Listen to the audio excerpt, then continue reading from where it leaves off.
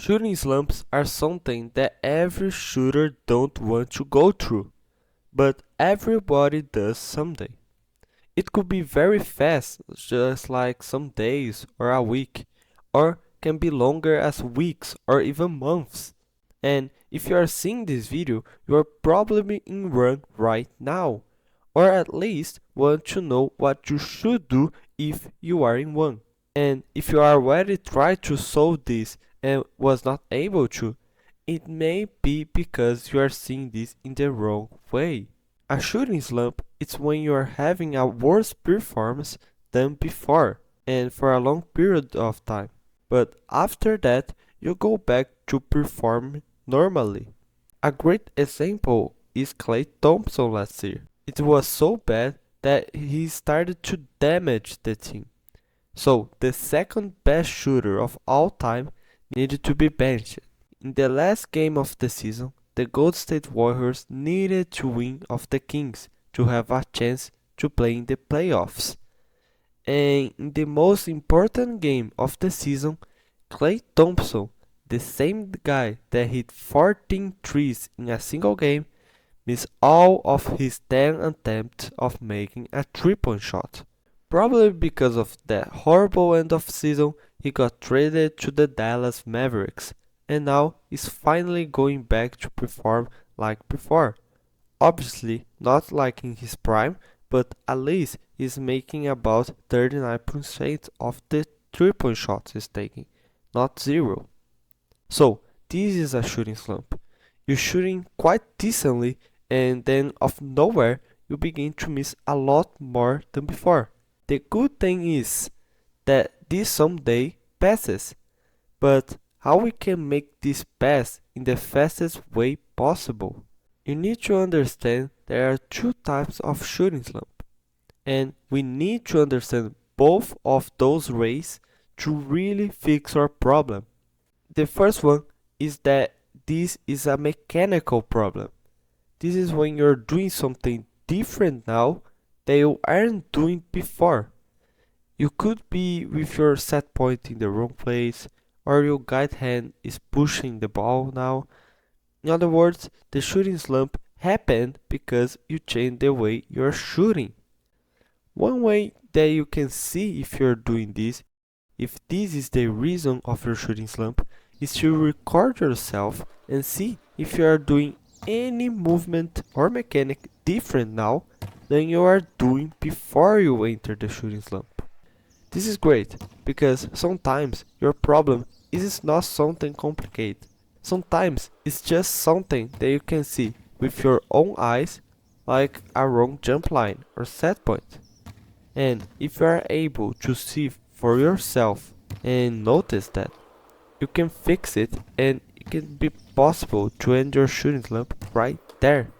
So give it a try before anything else. Another way is to implement a new mechanic to fix some mistake that you have in your jump shot. See, a year ago, I was passing to a shooting slump, and I didn't know what to do. So, my first attempt to try to fix it was seeing my jump shot and try to see if I was doing anything wrong. And I was. I was doing this weird flick with my guide hand when shooting. Sure, a thumb flick can be good for some few people, but I tried to fix that to see if it would solve my shooting slump. And it did. Solving this mistake on my jump shot made me hit more shots than before the shooting slump. And probably the momentum of making more shots made me leave the shooting slump. I never seen anyone talk about this approach, but it was the main thing that helped me in that tough situation. So, seeing your jump shot if you are not doing anything bad, anything that can cause your shooting to be worse, and try to fix that implementing and developing mechanics to your jump shot. And it may be possible to leave your shooting slump with an even better jump shot.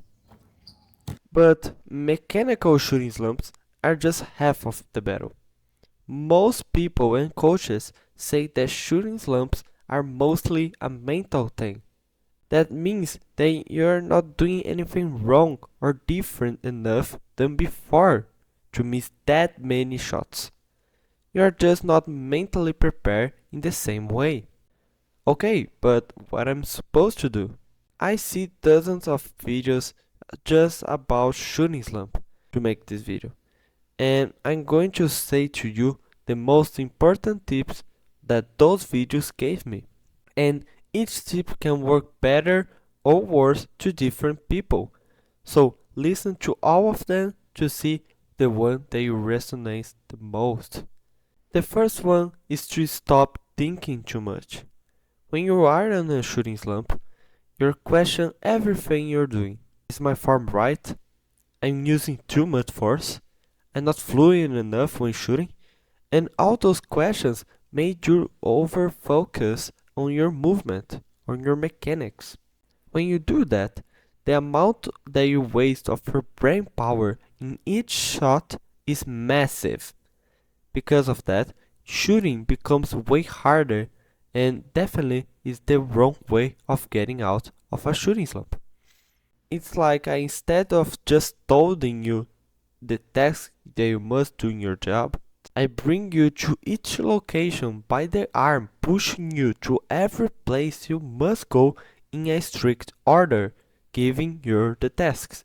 This is the same thing that you do with your brain. You say to it every mini movement that you must do right perfectly to the shot go in. Feet at 11 o'clock. Now the ball in the quadriceps. Don't forget to do one fluid motion. Stop at the set point. All those questions, all those thoughts that you put in your brain, you overwhelm it. If you have a mechanic well developed in your jump shot, you don't need to think about it. The mechanic will naturally happen in your jump shot. So, if you just think on the big picture, like, oh, I airball, so next shot I will try to hit the back of the ring. Or, that shot didn't have the arc that I wanted. I will try to have a more rainbow type of arc next time. This way, you don't overwhelm your brain with thoughts, with questions, and the brain is able to focus more about making the shot. And this makes leaving the shooting slump much more easy. Another thing is to not be emotional about it. One huge mistake that we all make when in a shooting slump is to be emotional about it. Is to take that miss shot, that airball to the heart and be demoralized when shooting just because we miss. And we do that mostly because we have fear that we might be judged if we miss. We question ourselves like, they will pass to me if I keep missing? Or, oh, they think that I'm trash, that I can shoot. And thoughts like those makes us play different and makes us miss more of our shots. I can't count how many times I passed or faked a shot because I was too afraid to miss or get blocked. But this is normal, even though it's wrong. Okay, if the problem is that, how I can mentally change myself to go back to shooting normally, to get off that shooting slump? You need to not care. Not in the way that you don't care about basketball or you're not giving your all in a game, but in the way that you don't care about if you missed a shot.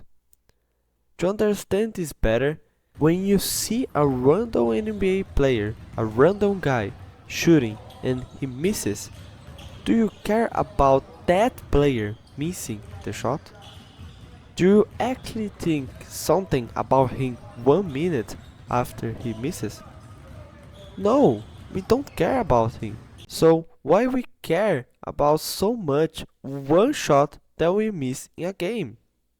Why we are afraid to be judged by another people about that missed shot? If we even don't care about a NBA player missing in a game, why we care about us missing if anyone cares about it? So if you miss a shot, Just remember yourself. Nobody cares about that missed shot. It's like when you don't care about that random person when he misses. So don't be emotional about the shot and continue shooting because it's fine to miss. Just keep going. But if you score, celebrate that. When you're not emotional when missing and celebrate when you do it right, your mentality when shooting becomes great, since you can't get out of any shooting slump in no time. In very simple words, be confident. Don't be afraid to take the shots that you can shoot, and have the mental strength to keep shooting even if you miss a ton of shots. Now that you know how to solve the mechanical and mental part of getting out a shooting slump, and so you should be back to shooting in your normal way in no time. And to the future unfortunate shooting slumps, you will know perfectly what to do. Thanks for the member Mateus Matos for supporting the channel, and if you're interested in implementing new mechanics to your jump shot that will make you a more consistent and precise shooter in just a few days, you might be interested in seeing this video. Comment below what should be the next video, and I see you there.